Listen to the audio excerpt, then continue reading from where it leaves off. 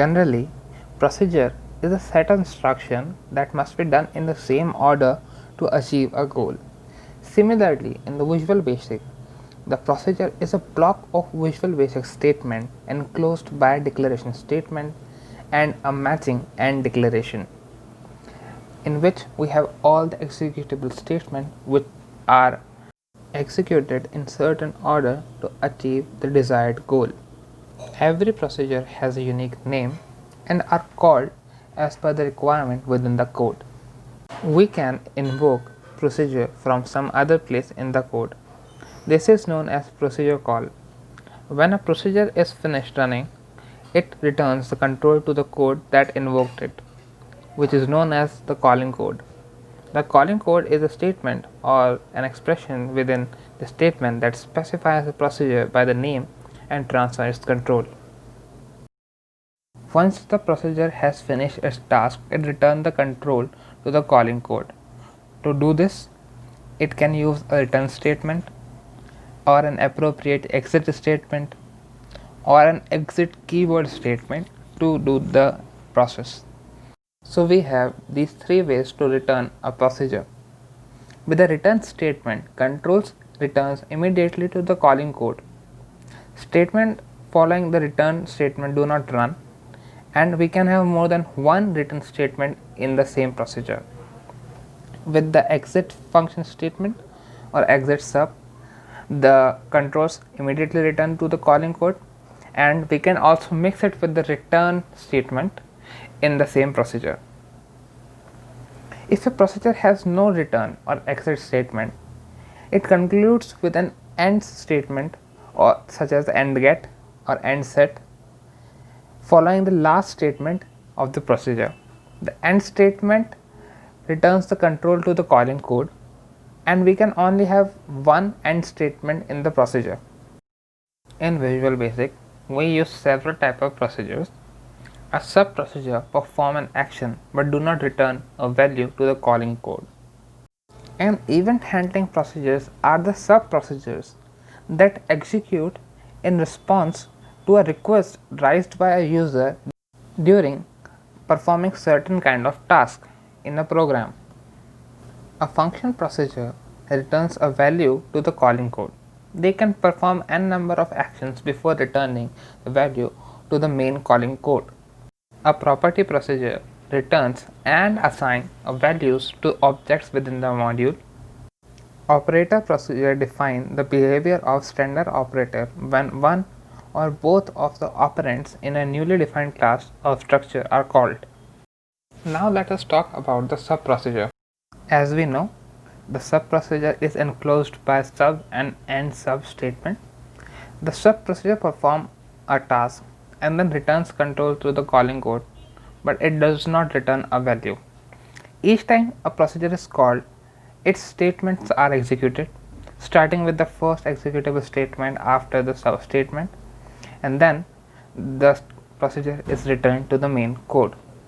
A sub procedure has declaration syntax like shown here, where between the sub and the end sub statement, the sub name is given along with the parameters, and then the statements that sub procedure has to execute is given, then an end sub statement is given to end the procedure.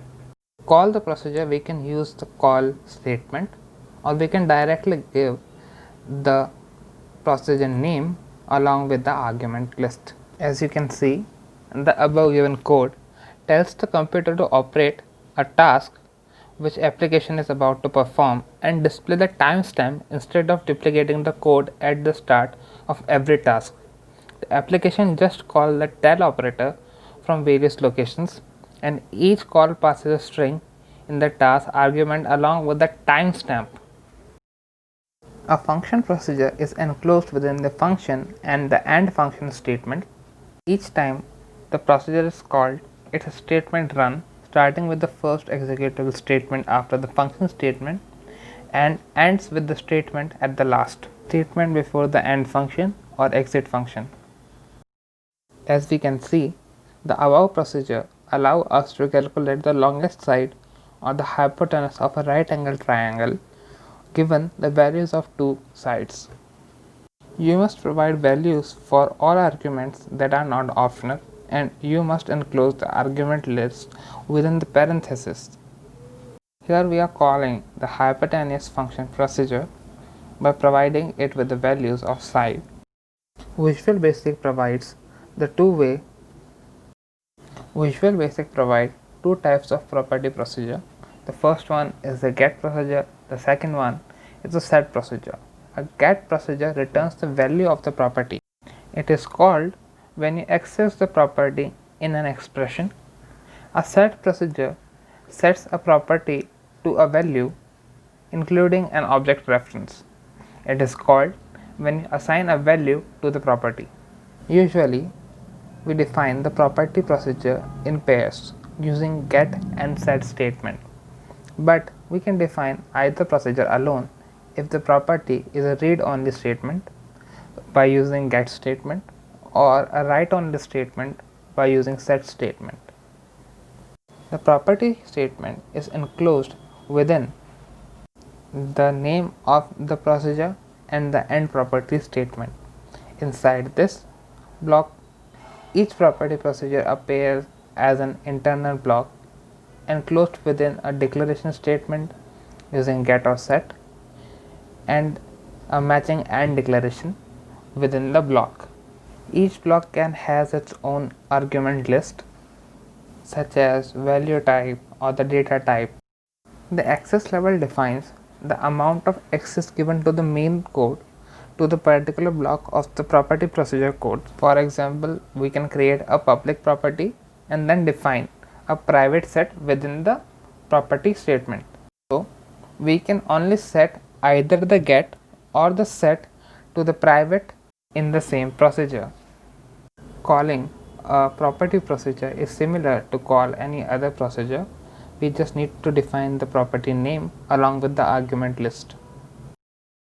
For example, here, this code helps to store the full name of a person.